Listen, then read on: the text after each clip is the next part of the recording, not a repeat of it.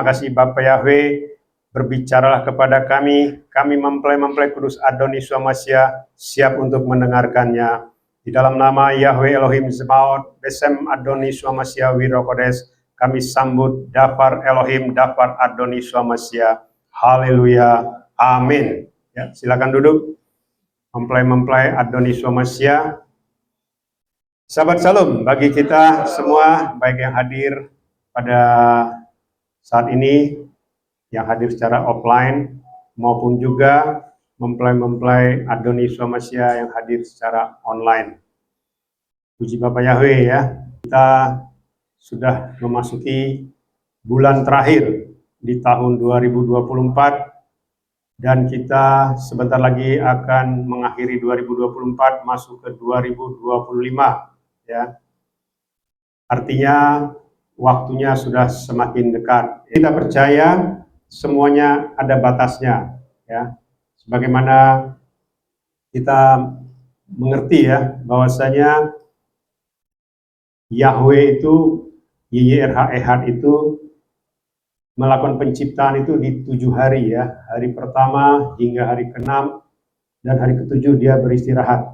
Dan itulah yang direpresentasikan di dalam kehidupan kita ya. Artinya kita ini sebenarnya sudah memasuki hari terakhir ya, di hari ke-6 ya, menjelang akhir dari hari ke-6. Cuma memang orang selalu berkata kalau tahun Ibrani masih tahun 5785 ya. Mereka bilang kalau akhir hari ke-6 harusnya tahun 6000 gitu ya. Berarti itu kurang lebih ada 215 tahun lagi ya, secara hitung-hitungan 6000 kurang 5785. Tetapi tidak seperti itu ya, karena perhitungan Ibrani berbeda dengan perhitungan dari sebenarnya ya. Artinya Adon Yeshua itu datang 2000 tahun yang lalu ya, dan itu akan digenapi di akhir dari tahun yang ke-2000, yaitu sebentar lagi ya. Artinya akhir dari tahun hari ke-6 itu adalah ya kurang lebih beberapa tahun lagi ya. Saya tidak bahas dulu ya mengenai akhir dari hari ke-6, karena nanti kita akan memasuki hari ke-7, yaitu hari di mana kerajaan 1000 tahun ya akan dimulai ya. Jadi hari ke-7 itu bicara kerajaan 1000 tahun, kerajaan damai sejahtera ya. Dan itu adalah kerajaan Israel ya. Yang disebut Israel di sini bukan Israel di Timur Tengah sana ya. Jadi supaya kita semua mengerti ya, Israel yang sebenarnya adalah Yod Sin Res Alef Lamed ya. Itulah Israel yang sebenarnya ya. Elohim yang menjadi sama seperti manusia, seperti pemimpin yang tangannya dihancurkan atau disalib. Itu arti Israel ya. Artinya Israel bicara Yeshua. Jadi tidak mungkin yang namanya Israel di sana di Timur Tengah tidak percaya Adon Yeshua ya. Terus mereka disebut bangsa yang dipilih dalam arti tanda kutip ya. Kalau dulu ya mereka dipilih melalui janji dari YYRH Ehad kepada Abraham. Tetapi di zaman akhir bukan mereka ya, tetapi kita ya. Kita mempelai Adoni Swamasya ya. Bagaimana mungkin ya kita mengikuti mereka sementara mereka tidak di rapture, tidak diangkat, tidak dipilih menjadi mempelainya ya. Itu suatu fenomena yang aneh ya menurut saya ya. Kalau kita berkiblat ke sesuatu bangsa atau kepada seseorang atau kepada suatu komunitas yang tidak dipilih, tidak di rapture, bagaimana mungkin kita yang mengikutinya di rapture atau dipilih ya. Ini yang kita kadang-kadang tidak mengerti ya. Di dunia saja ya ada namanya kelompok-kelompok ya. Kalau kelompok A tidak dipilih, berarti semua satu kelompok itu tidak dipilih, dari mulai pimpinan sampai yang mengikutinya. Begitu juga kalau kelompok yang dipilih, pasti semua dipilih. Artinya semua pemenang. Kalau yang tadi mungkin semua tidak pemenang atau yang mengalami kekalahan. Itu artinya ya. Jadi supaya kita mengerti ya. Kita akan masuk ke visi misi, hierarki, samaim, dan juga latar belakang historikal ya. Bagaimana yang selalu saya sampaikan sebelum kita mendengar Daftar Elohim, saya ingin menjelaskan sedikit ya mengenai visi misi, hierarki samaim, dan juga latar belakang ibadah kita ya, supaya orang tidak berasumsi yang aneh-aneh. Artinya begini, kalau saya langsung masuk ke Daftar Elohim, mungkin orang akan berpikir, wah sama kok itu, ya seperti itu ya.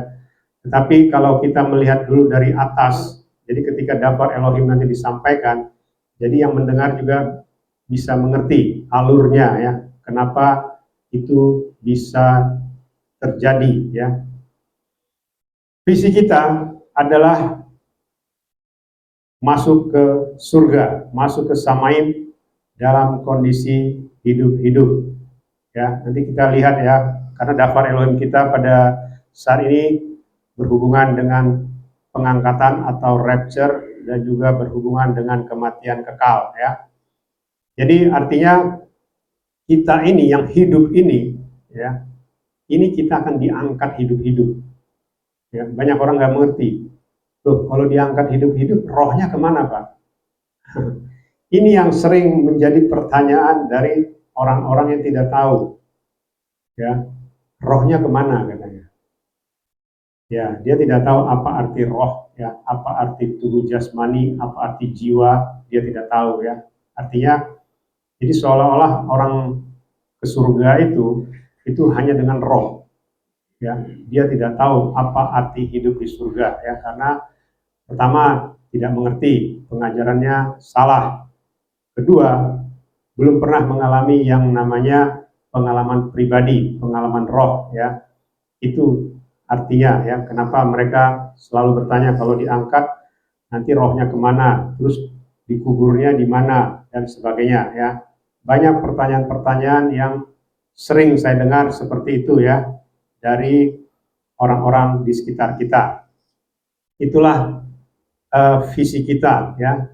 Pelayanan kita kantor pusatnya di surga, di Samaim, Yerusalem baru ya. Ini selalu saya sampaikan karena kita tidak punya kantor pusat di dunia. Di dunia kantor pusatnya itu tidak kekal ya, terbatas ya, dan sementara. Tapi di Samaim itu kekal, di Yerusalem baru. Itulah kantor pusat kita. Lalu gembala agung kita adalah YRH Echad ya. Yahweh Yeshua Hamasya Ruach HaKodes Echad, satu adanya ya. Jadi itulah gembala agung kita ya, bukan saya ya. Mungkin orang akan mengatakan, wah si Henry ini mencoba bersembunyi di balik YRH Echad. Ya memang ya, kita semua bersembunyi di balik YRH Echad karena dia penolong kita ya. Kita tidak bisa bersembunyi di balik manusia ya. Manusia itu sangat rapuh ya, sangat-sangat terbatas ya. Jadi kita selalu meminta ya pertolongan dan perlindungan dari YRH Echad. Itulah gembala agung kita ya. Jadi kalau ada orang yang mengatakan YRH Ministry itu pelayanan sesat atau gembalanya sesat ya, berarti dia itu sebenarnya menghina YRH Echad ya, bukan menghina saya, karena seperti yang saya sampaikan, saya ini hanya disuruh ya. Sebenarnya saya bisa menolak, bisa, sangat bisa ya, karena sudah kami lakukan ya sejak 2022 ketika saya diberi penglihatan, baru kita bisa melakukannya di 2024 bulan Februari, karena penglihatannya itu di 2022 Januari, jadi 2 tahun lebih ya. Istilahnya saya sempat atau kami ya sekeluarga juga sempat, sudahlah mungkin itu cuma sekedar mimpi ya, atau cuma sekedar penglihatan. Tetapi karena ini berkali-kali, ya, saya tidak bisa mendiaminya, ya. Artinya saya dulu sempat mengatakan sama istri, ya, saya bilang, "Mah, udahlah, kita ibadah sajalah di sana, ya, yang kemarin kita sempat ibadah. Udahlah, kalau mereka tidak mau perjamuan, kita perjamuan sendiri di rumah, kita minyak kudus di rumah. Udahlah, ibadah saja, tidak apa-apa." Awalnya seperti itu, tetapi seiring berjalannya waktu, ya, Ruach HaKodes, ya, Roh Kudus itu menegur kita, ya, bertanya dan bahkan mengatakan, kenapa kalian tidak perjamuan lagi? Awalnya cuma seperti itu, ya. Artinya, ya sudah, kita mulai lagi. Nah, ketika kita sudah mulai perjamuan, kita dengan minyak lagi, minyak kudus Adonisua lagi, baru di situ kita mulai dibukakan lagi semuanya, rahasia-rahasia dari Samaim. Artinya di-remind lagi, ya, diingatkan kembali, ya, karena semua apa yang dialami sudah saya alami, ya. Seperti yang saya sampaikan, saya sudah pernah ke neraka, saya sudah pernah ke surga, saya masuk ke alam roh berkali-kali, dan pelayanan saya pelayanan yang dahsyat, ya. Dan saya orang yang dipilih, ya, di dunia saja saya dipilih. Makanya saya bilang, mungkin, ya, selama 36 tahun saya pelayanan, ya, ini Adonisua yang bilang, ya, tidak ada orang seperti saya. Ya, saya bukan menyombongkan diri, tidak. Buat apa saya menyombongkan diri? Gak ada gunanya, ya. Karena apa? Karena apa yang pernah saya alami tidak pernah dialami manusia manapun di muka bumi ini. Sekalipun dia orang sehebat apapun, ya, mau dia itu bergelar profesor pangkat 10, mau dia itu terkaya di dunia, ya, mau dia itu terhebat di dunia loh, ya, saya tidak bicara di Indonesia, di dunia, tidak ada mengalami seperti saya alami, ya. Artinya apa? Artinya itu tidak main-main, ya. Jadi sebagai orang yang dipilih itu tidak main-main, sama seperti Adonisua, karena dia pemilik alam semesta ini, pencipta alam semesta ini, ya. Meskipun dia di dunia dalam rupa manusia yang biasa, ya, dia bukan orang kaya, dia bukan orang hebat, ya, tetapi dia melayani dengan penuh kuasa. Itulah Adonisua, ya. Dan ternyata di zaman akhir ini saya pun pernah bertanya. Dulu saya tanya, Tuhan, siapa yang kau utus di zaman akhir ini? Dan tidak ada jawaban apapun. Meskipun banyak orang yang mengaku-ngaku, wah, saya pernah ke surga, saya pernah ke neraka dan sebagainya. Tapi ketika semua pelayanan-pelayanannya yang saya perhatikan, itu tidak ada seperti yang saya alami. Bahkan juga kejadian secara pribadi pun tidak ada seperti yang saya alami, ya. Jadi artinya saya baru mengerti, ya, bahwasanya yang namanya diutus itu memang adalah orang-orang tertentu, ya. Tidak semua orang bisa diutus, ya. Ini yang harus kita pahami, ya. Makanya kita punya Gembala Agung itu YRH, ya. Dialah yang memimpin kita sampai nanti kita semua masuk ke Samaim, ya. Jadi kita punya misi adalah siap untuk rapture, ya, siap untuk dijemput oleh mempelai kudus kita, yaitu Adonai Yeshua HaMashiach, ya. Itulah visi misi kita, ya. Lalu kita masuk ke hierarki Samaim. Di Samaim itu di surga, ya, itu ada yang namanya tahta. Itulah tahta Elohim, ya, di mana YRH berada di tahta tersebut, ya. Jadi di tahta itu nanti ada yang namanya juga mempelai HaMashiach. Ya, kita kemarin sudah berapa kali baca, ya, bahwasanya kita itu nanti duduk di tahta menghakimi 12 suku Israel, menghakimi bangsa-bangsa, dan juga menghakimi para malaikat bersama-sama dengan YRH, ya. Sebagaimana yang saya selalu sampaikan, posisi kita itu adalah posisi tertinggi di Samaim, posisi manusia, ya. Karena YRH itu dia bukan manusia, ya, dia adalah Elohim itu sendiri. Jadi manusia yang duduk di tahta bersama dengan YHWH itulah mempelainya, itu kita. Makanya kita adalah memiliki posisi tertinggi, ya. Banyak orang tidak setuju, tidak apa-apa, ya. Banyak orang mengatakan, wah, itu Henokh di rapture. Betul, dia di rapture, tetapi tidak dijemput. Beda, ya. Banyak orang berpikir rapture itu cuma sekedar terbang naik ke samaim, bukan. Ya, rapture itu bicara penjemputan, dijemput oleh langsung pencipta. Ya, kita dijemput langsung oleh pencipta kita. Ibaratnya begini, mungkin banyak orang dijemput oleh utusan dari presiden atau raja, ya. Itu utusannya yang jemput. Mungkin ya ada yang naik mobil mewah, ya, dijemput. Dari mana, Pak? Iya, saya dari istana. Saya diutus untuk menjemput Anda, misalnya.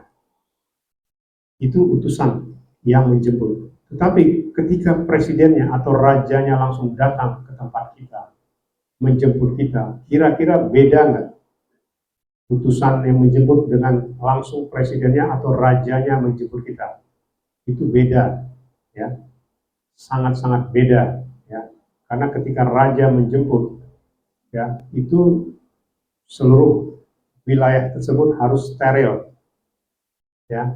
Tidak ada satu kuasa pun yang mencoba istilahnya menghalangi ataupun menggagalkan pimpinan tersebut datang ke tempat kita. Begitu juga rapture, ya.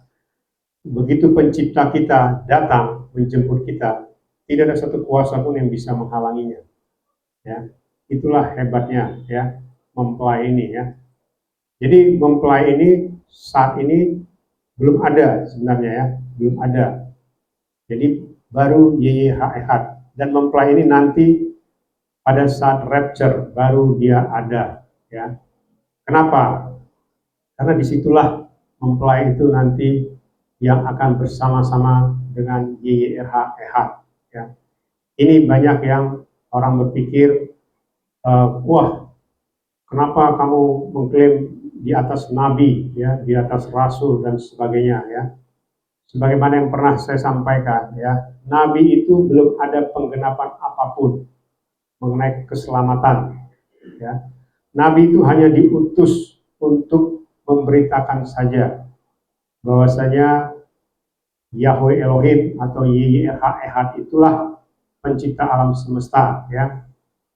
Dan dia hanya diutus, ya. Dia tidak ada, belum ada, ya. Maksud saya belum ada yang namanya pencurahan darah, ya, darah Elohim, darah Yahweh melalui Adon Yeshua HaMashiach, itu belum ada. Ya, jadi artinya apa? Artinya kita ini di zaman akhir ini itu sudah ada, ya, pencurahan darah itu sudah ada, dan kita harus menerimanya sebagai pengudusan kita, ya. Jadi tanpa pencurahan darah, ya, tidak ada pengudusan, ya. Itu yang harus kita pahami, ya. Jadi nabi itu beda dengan kita. Makanya dikatakan yang pertama menjadi yang terakhir menjadi yang pertama. Kita adalah yang terakhir, tetapi kita menjadi yang pertama di Samaim, ya. Sementara orang yang pertama, ya, yaitu para nabi, ya, dan rasul, mereka bisa menjadi orang yang terakhir di Samaim. Memang semuanya akan disebut orang kudus, ya.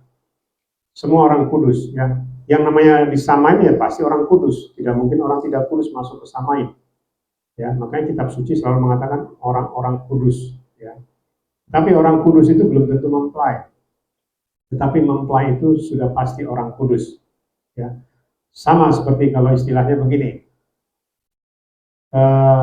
jenderal itu pasti tentara, tetapi belum tentu tentara itu semuanya jenderal, belum tentu, ya. Itu artinya, ya. Jadi orang kudus itu belum tentu mempelai, tetapi mempelai itu pasti orang kudus. Karena yang masuk ke Samaim harus orang kudus, ya. Lalu di tahta itu ada 5 hal ya yang harus kita perhatikan. Yang pertama bicara metrai, inilah bicara mengenai pentahiran ya, pengudusan ya. Makanya ini juga baru dibukakan baru 1 bulan terakhir ya, mengenai pengudusan, pentahiran ya. Kenapa harus pentahiran ya?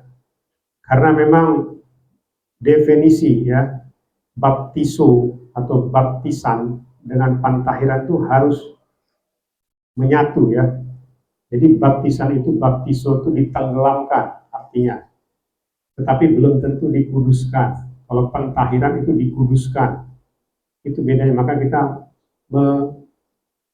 melakukan yang namanya baptisan pentahiran ya, atau pentahiran saja ya, karena kita ditenggelamkan dan dikuduskan ya, itu artinya pentahiran. Makanya saya diperlihatkan kejadian 16 tahun yang lalu ya, 2008, ketika saya melakukan pentahiran di Sungai Yordan ya. Saya selalu dikelilingi oleh malaikat berkali-kali, lalu jubah saya berkilau-kilau, saya dikawal 2 malaikat besar, dan di atas kepala saya ada burung merpati ya, ada Roh Kudus, Ruach HaKodes. Itu diperlihatkan, dan artinya yang melihat itu bukan saya ya, yang melihat itu orang lain, dan dia menyampaikannya ke saya. Pak, Bapak waktu pentahiran di Sungai Yordan, saya melihat Bapak dikelilingi malaikat bercahaya. Itu diucapkan kepada saya. Saya simpan semua dalam hati saya. Begitu juga waktu jubah saya berkilau-kilau. Dia bilang, Pak, Bapak jubahnya itu berkilau-kilau ketika pentahiran di Sungai Yordan. Dan saya melakukan pentahiran itu setiap bulan, setiap saya ke Israel waktu itu ya. Begitu juga waktu ada Roh Kudus, burung merpati di atas kepala saya. Itu juga diperlihatkan dengan foto ya. Artinya apa? Pada saat itu saya tidak mengerti. Sebagaimana yang saya sampaikan, orang akan mengatakan, oh Bapak orang yang dipilih. Ya, begitu juga kita selalu mengatakan, kamu dipilih. Ya, cuma arti dipilih ini kita tidak mengerti. Ya, banyak orang dipilih tapi tidak tahu pengertian dipilih itu apa. Ya, jadi orang tidak tahu, misalnya seperti sekarang, kenapa kita bisa mengatakan kita dipilih? Ya, coba kita tanya ya, mungkin yang di luar YRH bisa tanya sendiri-sendiri. Tanya, saya dipilih enggak?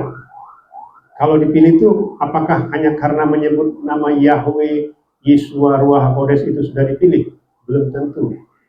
Ya, sebagaimana yang saya sampaikan, ya, nama YYRH Ehad itu betul nama yang benar dan kudus. Tetapi apakah kita dipilih oleh Dia? Belum tentu. Apalagi saya perhatikan di zaman akhir ini, ya, banyak orang itu sudah langsung drop ya, maksudnya begitu menghadapi masalah langsung mundur gitu ya, langsung mundur ya. Ini baru bicara masalah kecil ya, belum memasuki yang namanya anti Hamasya, 666. Baru tekanan dari orang tua, baru tekanan dari suami atau istri, atau dari anak-anak ya, atau dari saudara-saudara sudah mundur ya. Bahkan mungkin juga dari teman-temannya sudah mundur. Itu gak benar itu, sudahlah, gak usah diikuti dan sebagainya, tidak apa-apa. Makanya saya selalu mengatakan, kita ini bukan kita yang mencari ya. Makanya saya selalu bilang sama YYRH Ehad, Bapak Yahweh, Adoniswa, Engkau yang memanggil mereka. Saya tidak bisa. Saya tidak mampu, saya bilang. Karena apa? Karena saya tidak bisa mempengaruhi orang. Saya tidak bisa memaksa orang untuk ikut ya. Karena bagi saya ini berbeda ya. Zaman dulu saja waktu saya masih di penyembahan lama, saya itu tidak mencari orang, tapi orang itu datang sendiri. Masa sekarang saya harus cari-cari orang? untuk menjadi mempelai Adonisua, karena ini kan mempelai itu ya harusnya yang mencari adalah mempelai kudusnya, ya, mempelai prianya, yaitu Adonisua, dia yang mencari mempelainya. Nah, sekarang menjadi pertanyaan, kita ini layaknya jadi mempelai, ya, terutama yang di luar sana, layak gak menjadi mempelai? Wah, saya layak, saya puasa tiap hari, saya puasa, ya, saya membantu fakir miskin, setiap bulan saya bantu dia, ya. Saya sudah bread milk, oh saya layak. Banyak orang begitu, ya, terutama penyembah-penyembah Bapak Yahweh. Mereka mengklaim mereka layak untuk menjadi mempelai. Ya, nggak apa-apa, silahkan. Ya, bahkan, wah, tadi malam saya mimpi, tadi malam saya ada dengar suara, katanya begini, wah, kamu harus perjamuan tiap hari, kamu harus begini tiap hari, dan sebagainya, dan sebagainya. Ya, seperti yang saya sampaikan, YYRH itu, ya, dia memberikan kita free will, ya. Artinya dia tidak mendikte kita. Kalau dia mendikte kita, dia tidak perlu turun ke dunia ini. Ya, ibarat ini, ya, robot, dia tinggal program saja kita patuh, ya sudah patuh di program, dan dia tidak perlu turun ke dunia untuk menyelamatkan kita. Dia langsung hukum aja itu si fallen angel. Semua manusia dibawa ke Samaim. Sudah selesai. Emangnya fallen angel itu bisa apa? Ya, makanya kan waktu Adonisua bilang, Bapak kalau bisa cawan ini lalu daripadaku, tetapi bukan kehendakku yang jadi, kehendakmu yang jadi. Ya, bayangkan itu, sampai begitu Adonisua, ya, berdoa. Kalau dia tidak turun juga ke dunia atau tidak disalib juga, tidak apa-apa sebenarnya. Manusia ini kalau Bapak Yahweh mau diselamatkan semua, bisa. Ya, tidak perlu dia harus turun menumpahkan darahnya. Tetapi kenapa dia harus turun, ya, menumpahkan darahnya? Ya, nanti saya akan, ya, siapkan, ya, mengenai arti darah itu, ya. Darah itu sangat mahal harganya, ya. Tidak ternilai harga dari darahnya Adonisua. Jadi kalau kita menghina darah Adonisua, waduh, saya tidak tahu lagi, ya. Kita menghina, menganggap, wah, kamu bodoh, kamu tiap hari perjamuan, kamu kanibal, kamu, katanya. Sampai dibilang begitu, wah, ngeri. Ya, dia tidak percaya dengan darah yang sudah tertumpah di atas kayu salib. Malah kita dibilang kanibal, ya. Padahal ada firman-Nya, ya. Itulah, ya, mengenai baptisan, ya, mengenai tadi pentahiran. Jadi artinya, makanya saya selalu mengatakan, kalau engkau tidak bisa menguji roh, ujilah manusia itu dengan perkataannya. Ya, kau lihat dia punya, mungkin dia sudah tahunan atau mungkin sudah belasan tahun, puluhan tahun membuat media online, ya. Pernah nggak dia mendengar? Pernah nggak mendengar dia itu diutus pertama, atau di atas kepalanya ada burung merpati? Artinya dia diberi otoritas untuk membaptis dengan Roh Kudus. Coba tanya saja, nggak usah. Kalau menguji roh itu nggak gampang, ya. Menguji roh itu tidak gampang. Kalau hati kita tidak tulus, tidak terbuka, itu tidak bisa. Ya, kalau kita hanya mengandalkan keakuan kita, tidak bisa, ya. Menguji roh itu tidak bisa. Tapi tanya dengan perkataannya. Tanya semua, siapapun yang kau sembah, mau gembalamu, apapun sesembahanmu, silahkan tanya.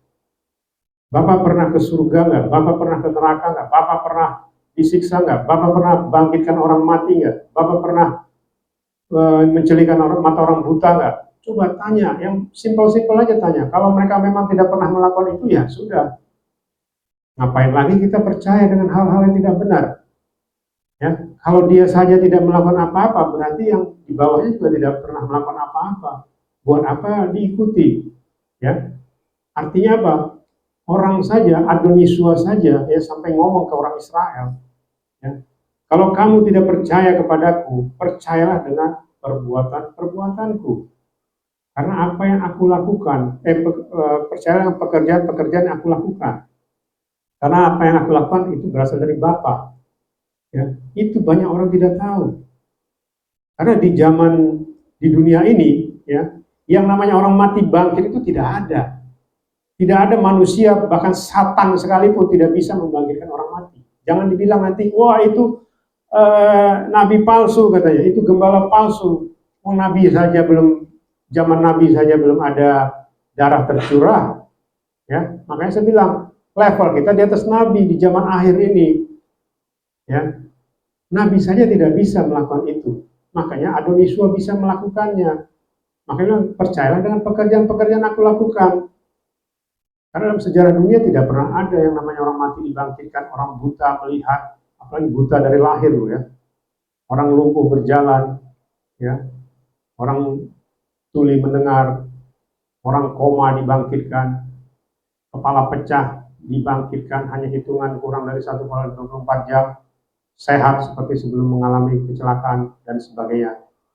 Begitu juga seperti yang saya sampaikan, saya bisa masuk ke istilahnya seperti levelnya Pentagonnya Indonesia, Pentagonnya Amerika, tetapi di Indonesia saya bisa masuk, bahkan dihormat saya sebagai bintang 4, jenderal penuh. Itu bukan perkara kecil, ya. Makanya saya bilang itu bukan perkara kecil. Ya kalau masih itu juga nggak percaya tidak apa-apa, karena kan keselamatan pilihan. Kalau engkau memang mau dibinasakan di neraka ya, nanti kita akan lihat apa itu alam maut, apa itu neraka ya, dan tubuh kita mana yang masuk ke neraka. Itu tadi ya mengenai lapisan. Lalu mengenai perjamuan, inilah dia menyatu dengan tubuh dan darah Adonis Masia. Karena setiap kali kita menyatu dengan dia, maka dia Adoniswa di dalam kita, kita dalam Adoniswa, kita dan Adoniswa berada di dalam Bapa Yahweh. Jadi itu satu kesatuan ya. Jadi kalau kita sudah satu dengan Adoniswa, sudah satu dengan Bapa Yahweh, tidak ada satu kuasa apapun di muka bumi ini yang bisa menyentuh kita.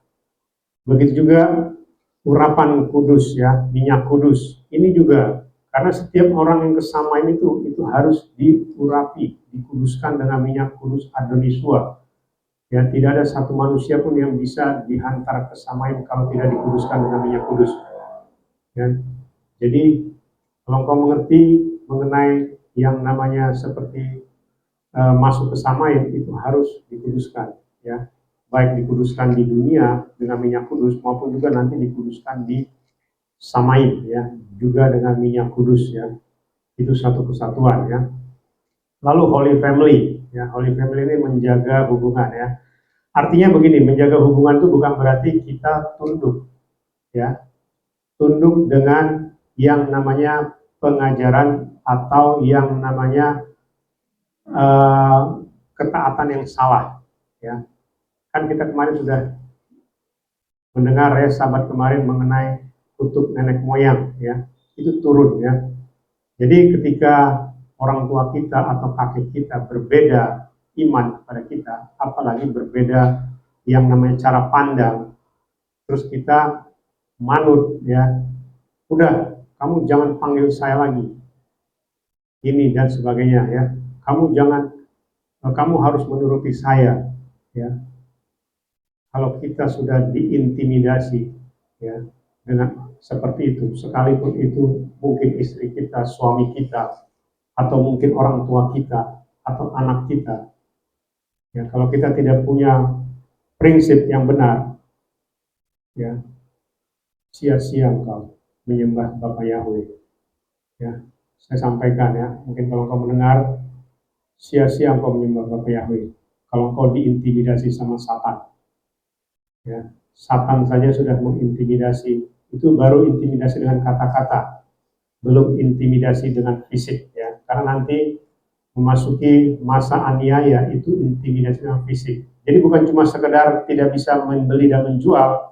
Banyak orang sekarang dipengaruhi pengajaran-pengajaran aneh. Ya, wah nanti kalau ada duit beli ladang, beli tanah, tanam tanaman makan apa? Tanaman yang bisa menghasilkan makanan. Karena ketika tidak bisa membeli dan tidak bisa menjual, kita bisa mengambil dari hasil ladang kita. Waduh, kalau cuma sekedar begitu, masa kesusahan besar itu, ya boleh seperti itu. Tapi tidak seperti itu, ya. Karena Nanti masa kesusahan besar itu adalah aniaya. Ya, engkau ditanya, kau percaya sama siapa? Begitu kita salah ini, misalnya kita dianggap salah ya, kita dipenjara, kita disiksa. Ya, siksa fisik loh ya, kau disiksa ya, makanya ada juga pengajaran mengatakan kita dianiaya dulu baru di rapture. Ya silahkan. Ya, kalau memang kau sanggup dianiaya, kau sanggup tanganmu dipotong-potong, ya tidak mengalami kematian, kakimu dipotong, terus engkau sanggup tetap bertahan, terus nanti engkau di rapture katanya, ya silahkan. Kalau memang mau seperti itu. Karena Bapak Yahweh tidak seperti itu, ya. Rancangan rapture itu tidak seperti itu, ya. Tidak aniaya dulu baru rapture, ya. Jangan dibalik. Rapture dulu baru aniaya, ya. Itu ya. Jadi Holy Family itu kalau kau saja sudah takut, ya, tunduk dengan kata-kata dari orang-orang terdekatmu, istri atau suami atau orang tua atau anak, sudah takut, ya, apalagi disuruh janji kamu harus patuh sama saya, ya, wah itu ngeri, ngeri. Harusnya dia yang patuh sama Bapak Yahweh, ya, malah dia patuh sama Satan. Satan bawa dia ke neraka, dia ketakutan. Ya.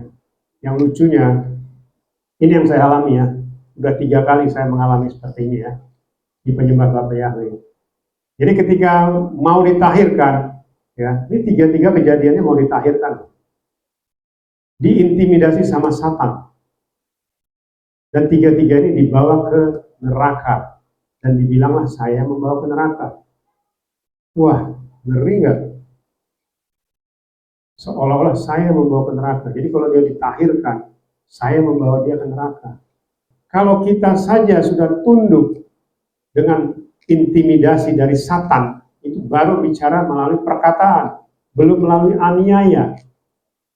Ya, kita sudah tunduk, waduh. Ya, saya tidak bisa jelaskan ya di sini ya, lebih jauh ya. Artinya inilah kejadian 3 ini mau ditahirkan, ya, hanya hitungan hari, tapi diintimidasi, akhirnya tidak jadi, ya tidak apa-apa. Ya, keselamatan kan pilihan. Kalau engkau memang lebih memilih masuk ke alam maut, ya silahkan. Memangnya alam maut itu enak ya. Ya, banyak orang berpikir alam maut itu tempat yang santai ya, tempat yang enak, tidak ya. Itu ya, itu Holy Family tadi ya. Kita harus jaga hubungan, tapi bukan berarti kita tunduk dengan intimidasi dari Satan. Lalu hidup di Samaim. Hidup di Samaim ini bicara ketaatan dengan Dafar Elohim, ya, Dafar Adoni Yeshua Hamashiach. Kalau kita sudah tidak taat saja, kalau kita sudah menambah mengurangi Dafar Elohim, Dafar Adoni Yeshua Hamashiach, itu sama dengan menghujat Roh Kudus, ya. Sekali lagi saya sampaikan, ya.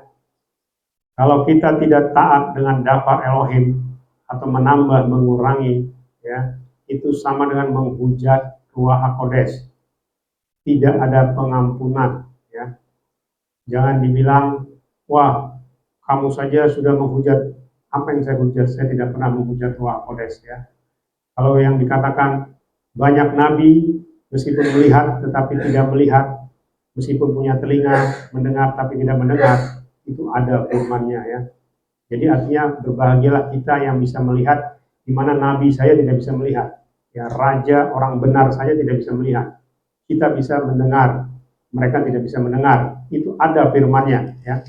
Jadi jangan dianggap saya menambah mengurangi, tidak. Malah yang lebih berbahayanya kalau kita mengklaim DNA kita rusak, ya, DNA kita berubah hanya gara-gara minum susu coklat, ya, itu lebih menghina, ya, menghina Bapak Yahweh, ya, saya bilang menghina. Belum lagi disuruh meminta berkat dari alam roh, wah itu lebih ini lagi, karena di alam roh itu berkat rampasan, ya. Sekali lagi saya sampaikan itu berkat rampasan. Dan kita ini mati bukan gara-gara DNA ya, kayak kejadian kemarin pandemi, bukan karena DNA rusak ya manusia mati. Manusia mati itu karena jantungnya berhenti, tidak ada hubungan dengan DNA. Kalau DNA kita berubah, kita menjadi monster. Coba perhatikan kalau film-film begitu berubah jadi monster, mereka tidak mati, malah makin galak, makin ganas, istilahnya begitu. Ya. Jadi kematian itu bukan karena DNA, tidak, tetapi karena jantungnya rusak, jantungnya berhenti. Itulah kematian ya. Jadi jangan sedikit-sedikit menyalahkan DNA, padahal DNA itu sudah ada sejak kromosom terbentuk. Itu artinya DNA ya. Jadi jangan mengklaim menambah mengurangi firman Yahweh itu sama dengan menghujat Roh Kudus. Silakan tanya Bapak Yahweh langsung ya, kalau engkau memang punya hubungan baik dengan YYRHEH. Lalu di Samaim itu ada hierarki malaikat ya, ada malaikat tahta, malaikat kekuatan, dan malaikat-malaikat penghulu ya. Dan di bawahnya malaikat-malaikat biasa ya. Jadi semakin tinggi tingkatan malaikat ini, dia memiliki sayap ya. Tapi semakin dia rendah, artinya malaikat yang paling bawah, dia tidak memiliki sayap. Dia seperti manusia biasa ya. Makanya saya mengatakan serafim itu punya 3 pasang sayap. Ya, ada 6 sayapnya. Ya, di bawahnya itu 2 pasang atau 4, dan kalau penghulu malaikat itu cuma 1 pasang atau 2 sayap. Ya, dan malaikat-malaikat yang paling bawah tidak punya sayap. Itulah hierarki dari Samaim. Ya. Lalu kita masuk ke penggenapan nama ya. Nama yang kita kenal adalah nama Yahweh. Yod-He, Waw-He, artinya lihat paku, lihat tangan. Ini belum digenapi. Ya. Yahweh itu gematria Ibraninya 8, artinya kudus. Lalu digenapi oleh Yeshua. Ya. Lihat paku, hancurkan tangan. Gematrianya juga 8, artinya kudus. Ya. Nama Yahweh Yeshua ini ya selalu dipakai oleh sesembahan lain sebagai nama sumber ya, asli dari sumbernya ya Yahweh Yeshua. Tapi yang saya tidak habis pikir, jadi berubah dengan sebutan ya, dengan bahasa A, namanya ini katanya. Tapi aslinya Yeshua, Yosin Waw Ayin. Padahal sebenarnya kalau kita mau ikuti nama yang disembah itu bukan Yod-Sin Waw Ayin, bukan Yeshua, bukan, atau bukan Yod-He Waw-He, bukan Yahweh. Makanya kemarin saya selalu mengatakan kan, seperti ada orang mengatakan Yahshua, Yehua, ya, Yehova, ya, itu sudah beda, ya. Bahasa atau letter Ibraninya saja sudah beda, ya, gematrianya juga sudah beda, tidak sama, ya. Tetapi selalu bersembunyi dengan seolah-olah itu nama aslinya Yeshua, Yod-Sin Waw Ayin. Begitu juga nama yang lain, ya. Dan penyembah-penyembah nama berbeda ini jumlahnya itu 8 miliar. Ya, sekali lagi saya sampaikan. Penyembah nama lain ini jumlahnya 8 miliar di muka bumi ini. Ya, hanya segelintir. Bahkan ada orang mengatakan, wah itu orang Israel kan, ya mereka menyembah dalam bahasa Ibrani, tapi kenapa bangsa lain juga bisa memanggil nama yang berbeda dengan nama Yahweh atau nama Yeshua? Ini yang pakai akal pikiran itu nggak masuk akal gitu. Kok Yahweh Yeshua itu diperuntukkan hanya orang Ibrani? Kok bangsa lain tuh bisa menyebut nama-nama lain? Ya, di luar Ibrani. Ini saya nggak habis pikir. Oh sama itu Pak. Makanya saya selalu mengatakan, kalau semua nama dianggap sama, bisa membawa ke Samaim, bisa membawa ke surga, Adon Yeshua itu tidak perlu turun ke muka bumi ini. Tidak perlu dia memperkenalkan namanya. Seperti bilang Yahweh, akulah Yahweh Elohimmu. Jangan ada padamu ilah-ilah lain di hadapanku. Tadi kita sudah baca. Ya. Itu artinya nama yang benar dan kudus. Jadi kalau engkau masih menganggap nama lain itu sama, silakan, ya, silakan, ya. Seperti yang saya selalu sampaikan, namanya mempelai. Kita kalau mau jadi mempelai, kita harus memanggil nama yang benar. Tidak ada mempelai itu pada saat misalnya diberkati atau pada saat disahkan menjadi suami istri. Aku memberkati alias ini atau nama apa, panggilan dia, tidak, harus nama aslinya. Itu yang benar, ya. Jangan juga engkau mengarang-arang mengatakan, wah nama aslinya sama Pak dengan ini, dengan bahasa ini. Tidak ada. Nama tidak bisa diterjemahkan dengan bahasa lain. Ya. Itu yang harus kita pahami, itulah penggenapan nama. Lalu penggenapan kelahiran dan kematian, ya. Yesua itu lahir 15 Tisri, ya, pada hari raya Sukot, Pondok Daun, dan dia mati pada 14 Nisan, hari Rabu, pada saat hari raya Pesah, Paskah. Dan dia bangkit pada hari raya Buah Sulung, Yom Habikurim, 17 Nisan. Jadi inilah kelahiran dan kematian Adon Yeshua HaMashiach. Kalau nama lain itu tidak jelas, ya, lahirnya maupun juga matinya, ya, dan tidak menggenapi apapun, ya. Jadi artinya sudah namanya saja sudah beda, ya, terus lahir dan matinya juga beda, kok bisa dibilang sama, ya. Ini yang tidak habis pikir sampai dengan sekarang, ya. Lalu waktu Adon Yeshua lahir, ya, dia diberi nama oleh malaikat Gabriel, ya, dalam bahasa Ibrani. Jadi waktu malaikat Gabriel berbicara kepada Maria, ya, dalam bahasa Ibrani, engkau akan mengandung dari Ruach Kodes dan kau akan melahirkan seorang anak laki-laki dan kau akan memberi dia nama Yeshua, Yosin Waw Ain, ya, bukan nama lain. Jadi kesimpulannya adalah nama Yeshua tidak sama dengan nama lain, nama apapun itu. Kita akan masuk ke daftar Elohim. Tubuh kita yang masuk ke alam maut dan tubuh yang dirapture, apa bedanya? Ya, mempelai Adon Yeshua HaMashiach, kita akan baca daftar Elohim di kitab Matius 24 ayat 40 sampai 42. Nanti kita lanjutin dengan yang Ibrani dan Tesalonika juga Korintus, ya. Kita baca sama-sama Matius 24 ayat 40 sampai 42, 1, 2, 3. Pada waktu itu akan ada dua orang di ladang, yang satu diangkat dan yang satu dibiarkan.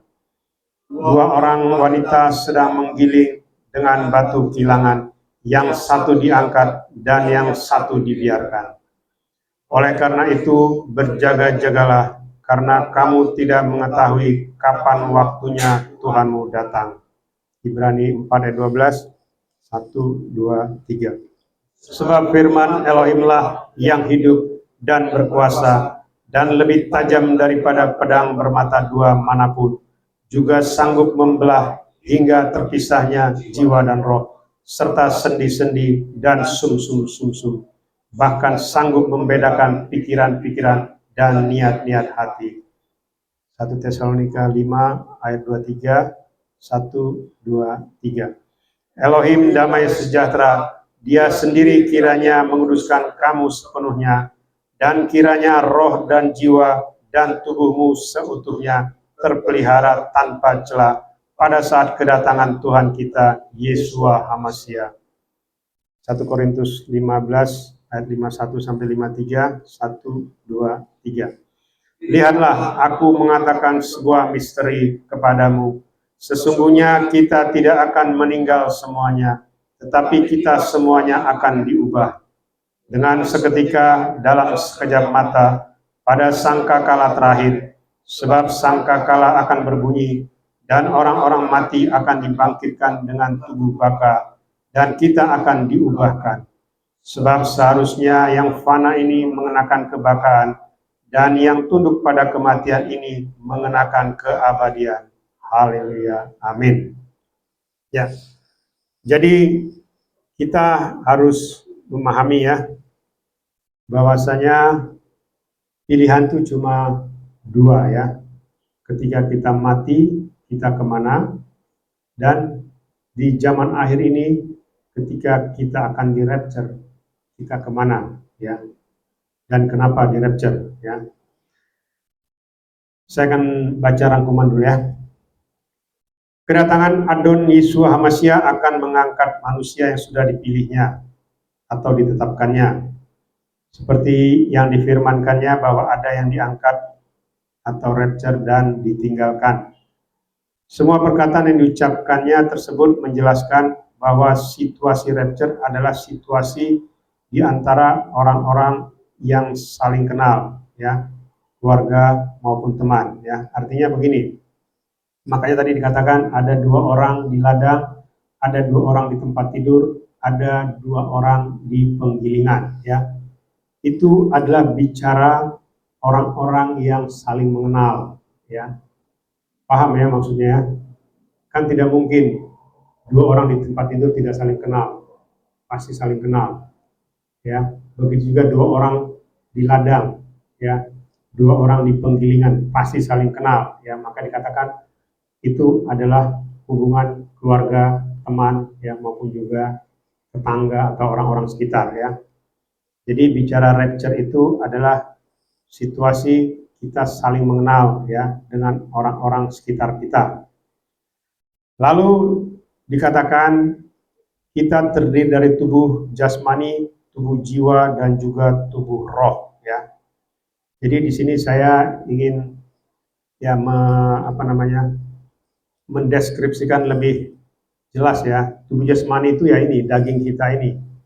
Tubuh jiwa itu adalah identitas kita, ya. Jadi kita ini ada jiwa yang terbentuk, ya, dengan identitas kita. Lalu ada namanya tubuh roh, ya. Artinya roh kita ini berbentuk tubuh, ya. Jadi bukan cuma sekedar roh. Kalau cuma roh itu tidak berbentuk, ya. Makanya kita tubuh roh. Jadi ketika kita nanti keluar, ya, roh kita dari tubuh kita, maka roh kita itu berbentuk seperti tubuh kita. Ya, beda dengan roh biasa, ya. Roh biasa itu ya, roh itu ya dia seperti angin, dia seperti udara, dan dia tidak punya bentuk, ya. Tapi tubuh kita itu ada bentuknya. Tubuh roh kita itu ada bentuknya, sebagaimana tubuh kita. Ya, tubuh kita ini seperti ini. Nanti ketika roh saya keluar, dia bentuknya seperti tubuh jasmani saya. Ya, makanya waktu roh saya keluar, ya, saya seperti diri saya sendiri, seperti tubuh jasmani saya keluar. Cuma saya tidak menyadari yang keluar itu sebenarnya atau yang berjalan itu bukan tubuh jasmani saya, tapi tubuh roh saya. Karena saya punya kaki, saya punya tangan, saya punya kepala, ya. Tapi itu dalam bentuk roh, ya. Makanya saya mengatakan tubuh roh. Jadi bukan cuma sekedar roh, ya, tapi tubuh roh. Tubuh roh kita ini berbentuk seperti tubuh jasmani kita. Begitu juga tubuh jiwa kita. Artinya di dalam jiwa kita ini itulah identitas kita, jiwa. Misalnya, ya, kepala saya botak gitu kan. Nah, itulah identitas saya. Terus misalnya rambut saya putih, kulit saya putih misalnya. Itulah identitas saya, jiwa saya. Artinya ya nama saya, itu identitas saya. Saya berasal dari mana misalnya kan. Itulah jiwa, itulah identitas sejak dari kita lahir sampai kita akan meninggal, itulah identitas kita. Dan orang mengenal kita dengan identitas. Jadi kalau ada orang nanti di neraka, kita tahu dia itu di neraka siapa dia. Begitu kalau kita masuk ke samaim surga, kita tahu itu siapa dia. Kita kenal dia. Itulah jiwa namanya, ya. Jadi bukan cuma sekedar roh, bukan sekedar tubuh roh. Karena kalau cuma tubuh roh tidak ada jiwa, berarti itu orangnya kosong. Maksudnya ini siapa ya? Tidak punya identitas, ya, tidak punya yang namanya warna dari kehidupannya, ya, jiwanya. Lalu dikatakan tubuh jasmani kita ini adalah tubuh fana dan kembali kepada asalnya, yaitu debu dan tanah. Sedangkan tubuh jiwa kita merupakan warna atau identitas kita selama hidup. Apa dan bagaimana kita. Ini tadi yang saya sebut, ya, mengenai tubuh jiwa. Tubuh jiwa kita ini akan masuk ke kekekalan, ya. Makanya tadi saya bilang, ketika kita meninggal atau manusia meninggal, maka di alam roh, baik itu di alam maut maupun di samaim, dia dikenal dengan sempurna. Ya, identitas dia sejak lahir sampai dia meninggal dikenal dengan sempurna. Sama seperti para nabi misalnya. Kita tahu misalnya Abraham, ya. Saya kasih contoh Abraham lah misalnya. Abraham itu waktu dia meninggal sampai sekarang dia dikenal sebagai Abraham dulu. Waktu dia menggunakan tubuh jasmani, itulah terbentuknya dia sampai dia masuk ke samaim. Tetapi jiwa dia, ya, Jiwa dia yang mana yang masuk ke Samaim adalah jiwa yang sudah dikuduskan. Jadi misalnya Abraham ini umurnya 175 tahun, ya, tubuh jasmaninya waktu dia meninggal. Tubuh rohaninya itu, ya, tubuh jiwanya itu yang dikuduskan, itu adalah kurang lebih 30 tahun. Ya. Nanti kapan-kapan saya akan buat perhitungannya ya. Artinya begini, Abraham itu dipanggil pada saat umur 75 tahun, tubuh jasmaninya. Jadi tubuh rohaninya itu, atau tubuh jiwanya, baru dibentuk itu, itulah namanya lahir baru, pada saat dia berumur 75 tahun. Tetapi, seiring berjalannya waktu, kehidupan jiwa dan rohnya itu selama 25 tahun, dari 75 ke 100 tahun, itu yang dikuduskan hanya 1-2 tahun. Ya, jadi ketika dia berumur 100 tahun, umur jasmaninya, berarti umur jiwa dan rohnya itu cuma kurang lebih 1-2 tahun. Itulah namanya dia baru bayi rohani. Bayangkan, umur jasmaninya saja sudah 100 tahun, tapi umur jiwa dan rohnya yang dikuduskan itu cuma 1-2 tahun. Ya, sama seperti sekarang. Ya, sekarang banyak orang mengklaim dia bisa masuk Samaim. Ya, padahal banyak hari-harinya yang hilang. Ya, paham ya? Jadi yang diperhitungkan oleh YYRH itu adalah kita ini dikuduskan.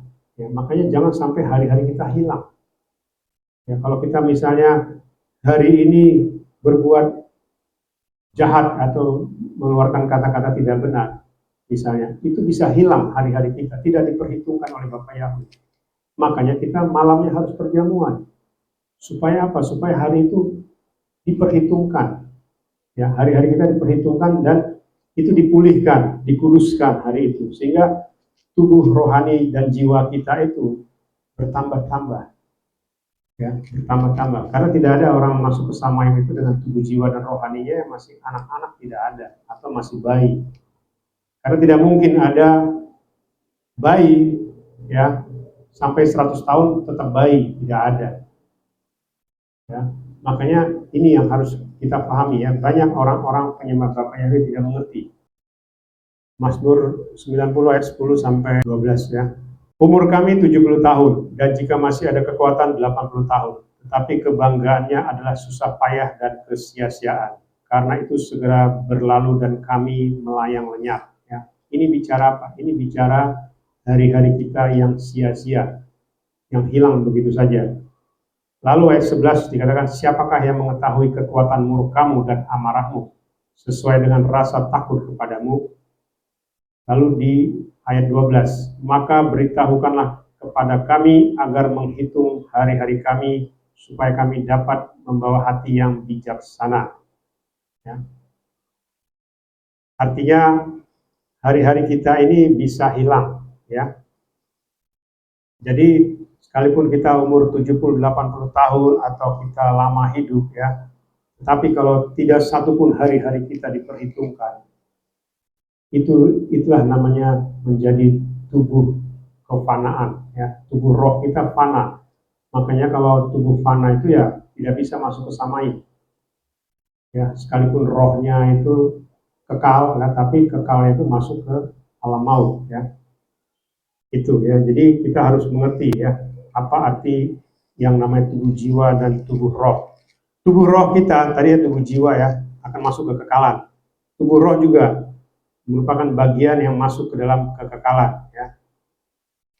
Lalu rangkuman berikutnya ya, tubuh jasmani, tubuh jiwa dan tubuh roh masing-masing memiliki tempat masing-masing ya.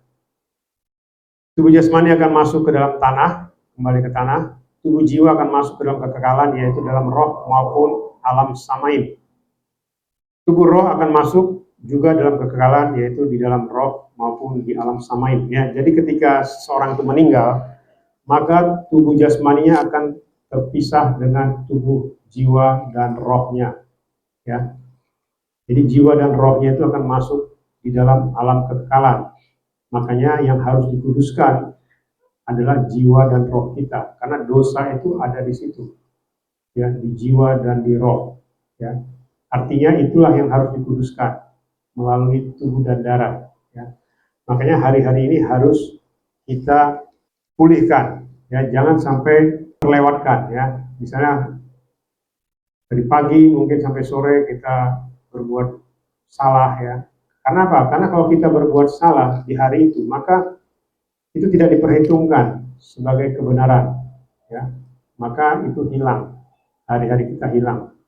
Makanya dikatakan kan Adon Yesua kan pernah ngomong begini, orang ini sudah tua, tetapi dia harusnya sebagai seorang pengajar, ya. Karena apa? Karena dia itu seperti bayi, ya, hanya makan makanan bubur, ya. Artinya secara fisik, secara jasmani kita ini seorang pengajar harusnya.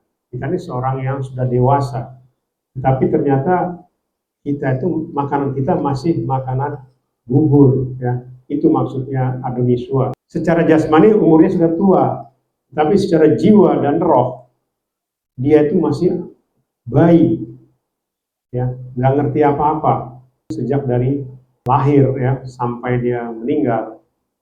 Dia misalnya cuma lahir baru tapi tidak bertumbuh, ya, itu tidak mungkin masuk ke Samaim. Makanya dia harus bertumbuh, ya. Seperti tadi yang saya sampaikan, Abraham itu umur jasmaninya 175 tahun, tapi umur rohaninya kurang lebih 30 tahun. Jadi dia punya hari-hari itu 145 tahun hilang hari-harinya, tidak diperhitungkan. Itulah yang namanya dihapus dosanya. Jadi yang diperhitungkan oleh Bapak Yahweh cuma 30 tahun yang benar-benar dikuduskan. Makanya yang pernah saya sampaikan, ketika kita dibawa ke Samaim, dibawa ke file orang-orang kudus, ya, ketika kita baca filenya Abraham itu tidak ada catatan dosa. Bahkan dia berbohong saja dengan Raja Abimelek, ya, yang mengatakan Sarah itu adalah saudaranya, bukan istrinya. Itu saja tidak dicatat, karena itu merupakan dosa, ya. Itu terekam di dalam jiwanya, ya. Itu tidak dicatat karena itu sudah dihapus. Begitu waktu dia berbohong kepada Sarah, dia mengatakan saya mau ke Bukit Moria untuk mempersembahkan korban bakaran kepada Yahweh, kepada Elohim. Dan dia tidak mengatakan saya akan mempersembahkan Ishak, tidak. Kalau dia ngomong begitu pasti si Sarah tidak akan memberi izin, ya. Makanya dia itu dianggap berbohong juga, ya. Tetapi tidak ada dicatat di file orang kudus. Kebohongan itu tidak ada dicatat. Makanya jangan kita suka mengatakan, wah dosamu dicatat di surga. Tidak, ya. Dosa tidak pernah dicatat di surga, ya. Ini harus kita pahami. Dosa itu yang mencatat itu adalah malaikat maut, ya. Dosa kita itu direkam di alam maut. Samaim tidak pernah mencatat dosa. Jadi kalau ada yang mengatakan, wah saya tadi malam mimpi Bapak Yahweh bilang ini kamu tadi berbuat dosa begini, saya bilang tidak, ya. Kalau Bapak Yahweh sudah ngomong begitu, itu namanya sudah vonis, ya, karena dosa itu vonis, ya. Jadi jangan kita bermain-main dengan yang namanya vonis, ya. Bapak Yahweh belum memvonis kita, nanti baru divonis di hari penghakiman. Disitulah dinyatakan dosa atau tidak berdosa, ya. Bukan di dunia ini. Di dunia ini 1 detik pun umur kita masih diberi kesempatan untuk diselamatkan, ya. Jadi itu yang harus kita pahami, ya. Lalu ciri-cirinya apa, ya? Ciri-ciri umumnya ini, ya. Menurut keyakinan dan prinsip, setiap manusia akan mengalami kematian, apapun agama dan kepercayaannya. Semua iman dan kepercayaan mengimani bahwa setiap manusia yang meninggal pasti masuk ke neraka alam maut atau ke surga atau Samaim. Perbedaannya adalah ketika orang meninggal lalu masuk ke neraka atau alam maut, berarti memiliki dosa yang banyak dan tidak diampuni. Itu artinya, ya. Jadi kalau orang itu masuk ke neraka atau alam maut, berarti di dalam keyakinan kita, ya, keyakinan manusia, itu berarti dia punya banyak dosa. Makanya dia masuk ke neraka atau alam maut. Lalu yang berikutnya, ciri-ciri umumnya adalah ketika orang yang meninggal lalu masuk ke surga atau Samaim, berarti, nah ini, ya, keyakinan dari sebagian besar manusia itu mengatakan amal ibadah atau perbuatan baiknya itu lebih banyak atau lebih besar dari dosanya. Ya, inilah yang pengajaran dari nenek moyang, ya, yang dianut oleh hampir 8 miliar manusia, ya. Jadi kalau kita beramal, ya, beribadah seperti tadi yang saya sampaikan, kita rajin puasa, kita rajin membantu orang, ya, kita ini itu diperhitungkan amal ibadah. Betul, semua diperhitungkan, ya. Tetapi intinya adalah dosa itu tidak bisa membuat kita masuk ke samain, ya. Makanya jika ditanya kalau masuk ke alam maut atau ke surga, bagaimana kita dapat masuk atau seperti apa kondisi kita di alam sana? Ya, sebagian besar akan mengatakan sama seperti hidup di dunia. Bedanya di alam tersebut ada kekekalan. Ya, ini tadi, ya. Jadi artinya begini, ketika orang mengatakan orang itu masuk surga, berarti amal ibadahnya atau perbuatan baiknya lebih besar daripada dosanya. Ya. Begitu juga banyak orang mengatakan ketika dia meninggal, ya, ketika orang ini meninggal atau manusia itu meninggal, maka di alam tersebut adalah seperti dia hidup di dunia. Tinggal bagaimana dia selama hidup di dunia, dia itu amalnya bagaimana, dosanya bagaimana. Ya, kalau amalnya bagus, ya, dia masuk nanti ke alam surga, ya, alam surga di mana dia akan melakukan hal-hal yang enak lah gitu, ya, di alam surga. Ya, kalau dia dosanya lebih besar, itu akan masuk ke neraka, ya. Jadi yang harus kita pahami adalah, pertama, manusia sekecil apapun dosanya, kalau tidak dihapus, tidak mungkin masuk ke surga. Ya, ini yang harus kita pahami, ya. Satu titik pun dosa kita tidak mungkin membuat kita masuk ke surga. Ya, harus dihapus. Jadi tidak ada istilah amal, ibadah, perbuatan baik lebih besar dari dosa, masuk ke surga, tidak. Dan satu hal yang harus kita mengerti juga, tidak ada satu manusia pun yang amal ibadah perbuatan baiknya lebih besar dari dosanya, itu tidak ada. Semua manusia ini dosanya jauh lebih besar daripada amal ibadah dan perbuatan baiknya. Karena apa? Di hari penghakiman, ya, ini saya kasih tahu, ya, di hari penghakiman nanti, ketika ada orang, ya, mengikuti suatu pengajaran yang mengatakan ditimbang amal ibadahnya, kalau lebih besar dari dosanya, maka dia masuk surga. Itu Bapak Yahweh, Adonisua, dan kita nanti di tahta, itu akan, ya, menghakimi menurut apa yang dia percayai. Paham, ya, maksudnya? Akan ditimbang, selama kamu hidup, amalmu berapa? Selama kamu hidup, dosamu berapa? Itu akan diukur. Ya, kalau tidak dihapus, akan diukur. Dan tidak ada satu manusia pun yang amalnya lebih besar dari dosanya, tidak ada. Ya, itu akan diukur. Ya, saya pernah mengukurnya, ya, dengan seseorang. Saya bilang, ayo Pak, kita hitung dosa Bapak berapa, amal Bapak berapa. Dan dia kaget ketika saya hitung. Itu di luar bohong, di luar mencuri, di luar berzina, di luar melakukan hal-hal yang jahat. Ya, itu nggak usah diperhitungkan, saya bilang. Ya, pas kita hitung, itu bedanya 1:100.000.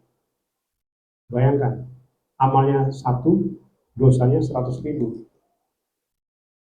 Jadi tidak mungkin dosa kita tuh lebih kecil dari amal, pasti lebih besar. Jangankan lebih besar, 1 titik saja dosa kita, sekalipun kita punya amal yang triliunan, tidak mungkin masuk ke samain kalau tidak dihapus, ya.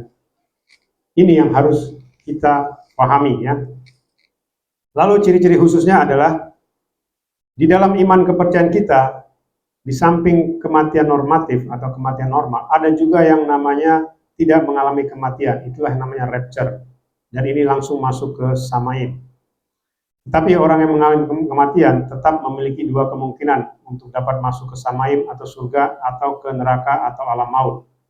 Perbedaannya adalah kalau masuk ke alam maut berarti dosanya tidak dihapus atau tidak dikuduskan.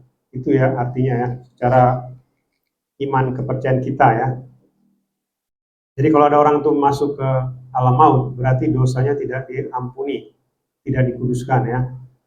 Sekalipun dia berbuat amal ibadah sehebat apapun, tidak mungkin dia masuk ke surga ya, kalau dosanya tidak diampuni.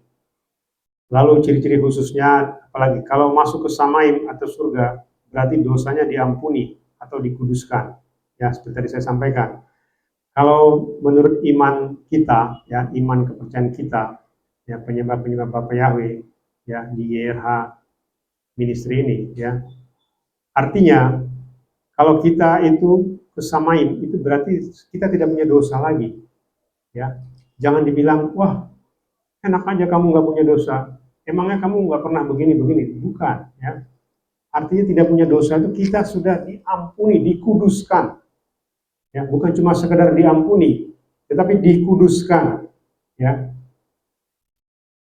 makanya kita dalam iman kepercayaan kita tidak mengenal namanya dosa kecil atau dosa besar.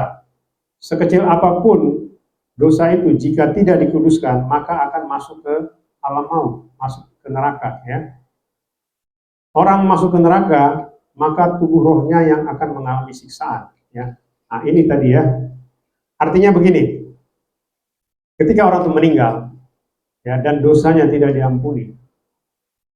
Ya, berarti rohnya yang keluar, tubuh rohnya yang keluar dari tubuh jasmaninya.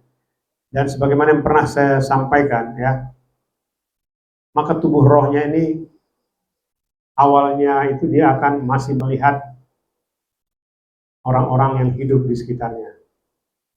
Ya, dia masih bisa memanggil misalnya entah itu orang tuanya atau saudaranya ya. Tapi ya tidak mungkin karena dia sudah masuk di alam roh ya.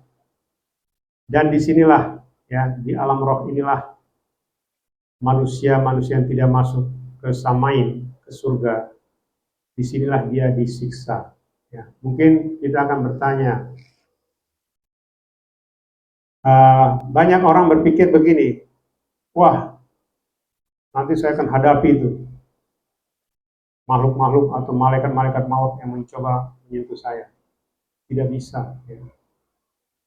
Kita pegang tubuh kita saja kita tidak bisa. Apalagi mau melawan mereka, nggak bisa. Jadi makanya saya selalu sampaikan ya, sehebat apapun manusia di muka bumi ini, ya seperti saya pernah sampaikan, sekalipun tubuh kita ini, tubuh jasmani kita ini kebal terhadap 1 miliar peluru, ya saya tidak bilang 1-2 peluru ya, 1 miliar peluru. Kalau cuma 1-2 peluru itu nggak ada gunanya. Kebal terhadap tembakan 1 miliar peluru. Ketika kita masuk ke alam roh, ketika kita meninggal, kita itu seperti kerupuk. Ya. Tubuh kita dicincang-cincang, kita tidak bisa berbuat apa-apa. Ya, bahkan melawan saja tidak bisa. Kenapa? Karena kita sama seperti memukul angin. Tapi penguasa alam roh, dia sangat gampang sekali mencekik kita, ya, menusuk-nusuk kita dan memotong-motong tubuh roh kita. Ya, tubuh roh kita ini bisa dipotong ya oleh mereka. Dan sakitnya seperti apa? Sakitnya itu 2 kali dari sakit kita di sini. Ya, lebih sakit daripada ketika kita disiksa secara jasmani. Kenapa bisa 2 kali? Ya, bahkan mungkin lebih ya. Sakitnya lebih sempurna istilahnya. Kalau kita saja di dunia ini, ya, kalau misalnya kita mendengar ada berita ya, berita ada keluarga kita, saudara kita, atau bahkan keluarga kandung kita mengalami siksaan, kita kadang-kadang secara roh kan gitu, aduh sakit gitu kan. Kita merasa seperti kita yang disakiti, ya secara roh seperti kita disakiti. Itu saja sudah sakit, ya. Apalagi kalau kita mengalaminya secara fisik, ya kita aja bilang, aduh, digituin ya, tega banget tuh orang. Kok sampai dibegituin, sampai di macam-macam lah. Ada istilah sekarang ini kan kayak mutilasi. Wah, kejam banget tuh ya. Kita saja yang membayangkannya saja sudah sakit. Itu secara roh, kita membayangkannya secara jiwa. Begitu juga di alam maut. Ya. Di samping roh kita yang ini, secara jiwa pun kita mengalaminya. Jadi jiwa dan roh kita tuh double sakitnya. Ya, kalau dalam dunia ini, ya yang sakit itu cuma jasmani kita. Roh jiwa kita belum kena ke situ. Meskipun secara ini kita ini. Karena apa? Karena ketika kita disiksa di alam nyata, itu kita langsung meninggal. Artinya tidak mengalami yang namanya penderitaan yang lama. Ya. Paling cuma berapa menit langsung meninggal. Kan istilahnya begitu. Tapi di alam roh, di alam maut, maka tubuh roh kita ini sakit sekali. Ya, jauh lebih sakit daripada ketika disiksa di alam nyata. Ya, ini yang harus kita pahami ya. Jadi makanya saya bilang jangan sampai kita masuk ke alam roh atau alam maut ya. Karena ini sangat-sangat mengerikan siksaannya ya. Apalagi kalau kita masuk ke situ. Ya ini maaf aja kalau kita umurnya sudah tua ya, umur 100 tahun, maka kita masuk ke alam roh itu. Kalau kita tidak masuk ke samaim, maka kita sama tuanya ketika kita hidup di dunia. Atau misalnya kita hidup di dunia, kaki kita misalnya diamputasi satu. Ya, kalau kita tidak masuk ke alam surga atau samaim, kita masuk ke alam roh atau masuk ke alam maut, maka dengan tubuh roh yang sama, yaitu kaki kita diamputasi juga. Disitulah kita disiksa, ya, dengan segala kelemahan kita. Sudah tua, kaki juga diamputasi, misalnya ya, atau kita di dunia sakit-sakitan, maka kita masuk ke alam maut pun dengan tubuh yang sama, ya, tubuh roh yang istilahnya sama kondisinya dengan di masa kita terakhir waktu hidup. Tapi kalau kita masuk ke samaim, ya, tubuh kita ini berubah menjadi tubuh kemuliaan dan itu berubah menjadi langsung diubah seperti malaikat dan seperti orang muda, istilahnya begitu.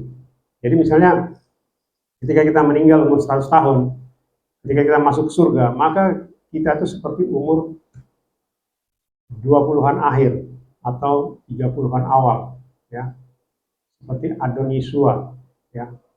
Karena hanya Adonisua Hamasyalah yang umurnya tidak ada satu detik pun yang terhilang. Makanya umur jasmani sama umur rohani dan jiwanya itu sama. Jadi Adonisua lah, dialah yang sulung dari semuanya ya, karena dia tidak ada satupun yang terhilang hari-harinya. Kalau kita banyak hari-hari kita terhilang. Ya. Itu ya yang harus kita pahami ya. Jadi ketika kita masuk ke alam maut, maka kondisi kita terakhirlah yang kita alami masuk ke alam maut. Ya, dengan segala kelemahan kita ya. Tetapi kalau kita masuk ke samaim, tubuh kita diubah menjadi tubuh yang sempurna dan muda ya. Seperti saya pernah dengar kesaksian ada seorang, ya maaf, seorang kerdil ya. Waktu hidup di dunia, dia mungkin tingginya cuma setengah meter. Ya, tahu ya setengah meter. Tapi ketika dia masuk ke samaim, dia seperti malaikat, sempurna. Ya, tingginya hampir 2 meter. Itu bedanya ya. Tetapi kalau dia masuk ke alam maut, maka dia sama seperti ketika dia di dunia. Tingginya setengah meter, di alam maut dia setengah meter, dan dia dihabisi dengan kondisi seperti itu. Tubuh rohnya ya, itu yang harus kita pahami ya. Kenapa saya menceritakan ini, menyampaikan ini ya? Karena supaya kita mengerti ya, jangan kita berpikir ketika orang meninggal itu maka dia kondisinya seperti di dunia, tetapi bedanya cuma beda ini saja, beda roh. Ya, dia roh atau tubuh astral katanya. Makanya kan banyak orang-orang indigo ini itu dia ditipu ya, ditipu dengan penglihatan-penglihatan. Ada anak kecil main-main gitu ya, wah enak banget. Saya pernah dengar ada kesaksian dia punya teman main ya, teman main makhluk astral. Waktu ditanya, kamu kok bisa di sini, enak kali kamu main-main ya. Iya, saya dulu waktu hidup dan saya bisa di sini, saya dulu bunuh diri, kata dia. Oh, gitu ya? Iya, saya bunuh diri, jadi saya bisa di sini, enak, kata dia. Itu tipu daya setan ya. Jadi akhirnya orang ini katanya mencoba-coba, waktu dari kecil itu dia sudah mencoba-coba mau bunuh diri. Jadi seolah-olah dia bunuh diri, dia nanti masuk ke alam itu, enak dia bisa main-main seperti dia ketemu sama makhluk astral ini. Jadi banyak ya, ini maaf aja, orang-orang indigo itu banyak ditipu sama setan. Jadi seolah-olah kehidupan di alam roh itu sama dengan kehidupan di dunia, ya. Padahal itu beda, ya. Belum lagi dia nanti disiksa di sana ya. Belum lagi dia, jadi tidak ada sebenarnya orang yang sudah mati itu rohnya gentayangan itu tidak ada. Ya, sekali lagi saya sampaikan, orang yang sudah mati tidak ada rohnya gentayangan. Karena mereka langsung dibawa ke alam maut. Ya, alam roh dan alam maut, dia di sana disiksa. Jadi yang gentayangan itu sebenarnya adalah setan itu sendiri. Dia menyerupai orang yang mati tersebut. Jadi bukan orang itu, ya. Kalau dia masih gentayangan, ya enak banget dia masih bisa gentayangan di situ, nakut-nakuti manusia. Padahal dia sedang disiksa di alam maut, ya. Karena siapapun dia, mau itu orang bunuh diri, itu pasti langsung masuk ke alam maut, ya.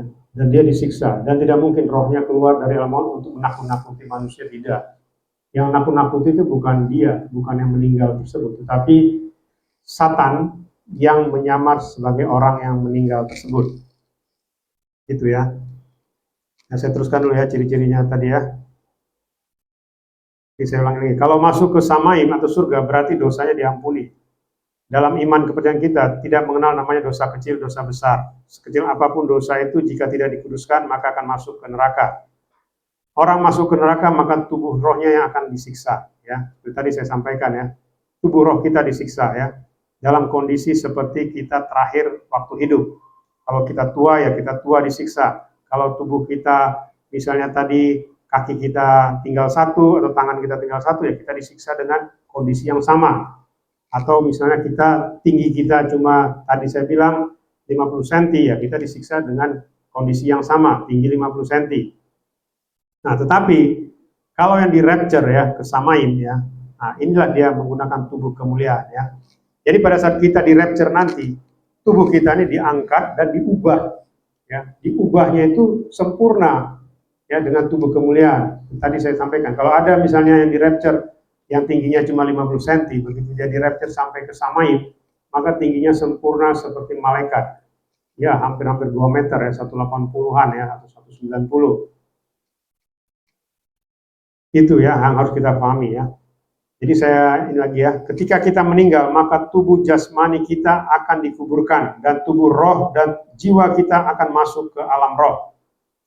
Jika kita masuk ke neraka atau alam maut, maka tubuh roh kita akan disiksa di alam maut. Artinya kita tidak akan dapat menyentuh apapun, tetapi penguasa alam roh dapat menyentuh atau menyiksa kita sesukanya. Ini tadi yang saya sampaikan ya. Jadi kalau roh kita masuk ke sana, kita sendiri tidak bisa megang tubuh kita. Bagaimana pernah saya sampaikan, ketika roh saya keluar, saya memegang pintu saya tidak bisa. Dan saya juga tidak bisa menginjak kaki di bawah, di lantai ya. Saya terbang, karena roh saya ringan, roh kita itu ringan. Dan saya tidak bisa menyentuh tubuh saya. Bahkan ketika saya berhadapan dengan makhluk penguasa alam roh, saya tinggal dibeginikan sama dia, dicekek leher saya. Dan itu, wah sakit, ya. Saya gelagapan, ya. Sudah dicekik, saya coba pukul tangan dia, ya refleks kita ya, seperti kita waktu hidup ya. Saya coba pukul tangan dia, Saya coba tangkis waktu leher saya dicekik. Saya tidak bisa. Saya seperti memukul angin. Ya. Padahal leher saya dicekik itu sudah sakit sekali. Ya, seperti kita dicekik beneran. Saya sampai begitu, megap-megap. Bahkan berteriak saya nggak bisa. Ya, saya coba lawan dia, nggak bisa. Ya, saya mukul angin. Ya, begitu juga kita nanti kalau atau manusia yang masuk ke alam maut, ya, dia nggak bisa melawan. Ya, dia mau bela diri juga nggak bisa. Mau menangkis, misalnya di sana ada yang namanya bara api ya, apa namanya kayak pedang atau apa yang bisa memotong kita mau coba tangkis begini, nggak bisa. Kita coba tangkis ya malah tangan roh kita itu putus dan itu sakit, ya, sakit sekali ya, seperti di alam nyata, tetapi lebih sakit lagi di sana ya. Itu yang harus kita pahami. Ini tadi ya, jika kita masuk ke neraka alam maut, maka tubuh roh kita akan disiksa di alam maut, artinya kita tidak akan dapat menyentuh apapun. Tapi penguasa alam roh dapat menyentuh, menyiksa kita sesukanya. Jika kita masuk ke samaim, maka tubuh roh kita akan diubah menjadi tubuh kemuliaan atau kekekalan. Artinya kita dapat menyentuh apapun di alam samaim ya. Jadi ketika kita masuk ke samaim, maka roh kita ini ya akan kalau kita meninggal sebelum rapture ya, roh kita ini akan dilapisi ya dengan tubuh kemuliaan. Dan kita akan masuk ke samaim, kita bisa menyentuh ya. Seperti saya waktu masuk ke sana, saya bisa mendorong pagar samaim ya. Saya bisa masuk, saya dorong pagar itu, dan saya juga bisa duduk di kendaraan samaim waktu itu, waktu saya mau dibawa keliling samaim dengan kendaraan samaim. Lalu saya juga bisa bersalaman di samaim ya, tapi di alam roh tidak bisa ya. Jangankan bersalaman, kita menyentuh diri kita saja tidak bisa. Begitu juga saat kita di rapture, kita tidak mengalami kematian dan kita hidup diangkat secara utuh. Bedanya ketika kita diangkat, tubuh jasmani kita ini diubah langsung dengan tubuh kemuliaan. Jadi tubuh daging kita ini ketika kita di rapture nanti, itu langsung diubah dengan tubuh kemuliaan dan kita menjadi manusia yang sempurna. Ya, seperti tadi saya bilang, kalau misalnya tadi dia manusia kerdil ya, ketika dia di rapture, maka langsung diubah di awan-awan itu dengan tubuh kemuliaan dengan fisik yang sempurna. Dia sempurna, muda, tingginya 180, 190 ya. Dan dia bercahaya, ya, kita bercahaya. Itu bedanya ya. Artinya bercahaya itu berkilau-kilau ya tubuh kita ya. Karena kita sudah diberi tubuh kemuliaan. Ya, kesimpulannya adalah kita ini manusia yang terdiri dari tubuh jasmani, tubuh roh, dan jiwa, ya, tubuh jiwa. Ketika kita masih hidup, maka ketiganya menjadi satu kesatuan yang tidak terpisahkan. Jadi ketika kita saat ini hidup, maka tubuh jasmani kita, roh dan jiwa kita yang ada di dalam ini tidak terpisahkan, makanya kita hidup. Jika salah satu terpisah, maka manusia itu disebut tidak sempurna, ya, atau mengalami kekurangan, atau juga yang disebut kematian, ya. Artinya begini, ada orang jiwanya itu seperti terpisah, ya, paham ya? Ya itulah namanya orang yang mungkin ya kita sebut orang sakit jiwa. Karena apa? Karena jiwanya itu seperti terpisah. Ya, makanya dia seperti kekurangan ya. Begitu juga kalau rohnya terpisah juga, yaitu namanya kematian ya. Itulah namanya kita tidak sempurna. Kalau orang sudah mati itu tidak sempurna ya. Dalam arti dia tidak lagi hidup di dunia ini sebagai manusia sempurna. Kecuali kalau dia nanti masuk ke samaim, maka dia akan dirubah menjadi tubuh kemuliaan, tubuh yang sempurna di alam surgawi, ya, di alam samaim. Jika tubuh roh terpisah dari tubuh jasmani dan jiwa, maka ini yang disebut kematian. Artinya roh akan masuk ke alam roh, dan jika tidak masuk ke Samaim, maka tubuh rohnya yang disiksa di alam maut atau neraka. Jika rohnya masuk ke Samaim, maka rohnya akan dibungkus, dilapis dengan tubuh kemuliaan atau kekekalan, ya. Jadi seperti sekarang kita ini, ya, di dunia ini roh kita ini, tubuh roh kita ini dibungkus dengan tubuh jasmani, ya. Tetapi ketika kita nanti masuk ke Samaim, maka roh kita ini akan ditutup, dibungkus dengan tubuh kemuliaan, ya, tubuh kekekalan. Pada saat ini kita sedang menunggu pengangkatan atau penjemputan oleh Adon Yeshua HaMashiach, dan ini yang disebut dengan rapture. Pada saat rapture ini berarti kita tidak mengalami kematian. Artinya tubuh jasmani, tubuh roh, dan jiwa kita diangkat secara utuh. Tetapi di udara tubuh jasmani kita ini diubah menjadi tubuh kekal, tubuh kemuliaan, sehingga tidak lagi mengalami kematian selamanya, ya. Jadi ini, ya, yang harus kita pahami. Jadi banyak orang mengatakan, loh, kalau di rapture nanti gimana? Ya, rohnya kemana? Ya, roh kita sama tubuh kita ini, ya, terangkat, sama-sama terangkat masuk ke Samaim, ya. Dan kita menggunakan tubuh kekal, tidak lagi mengalami kematian. Makanya dikatakan kematian kedua atau kematian kekal tidak lagi berkuasa atas kita, ya.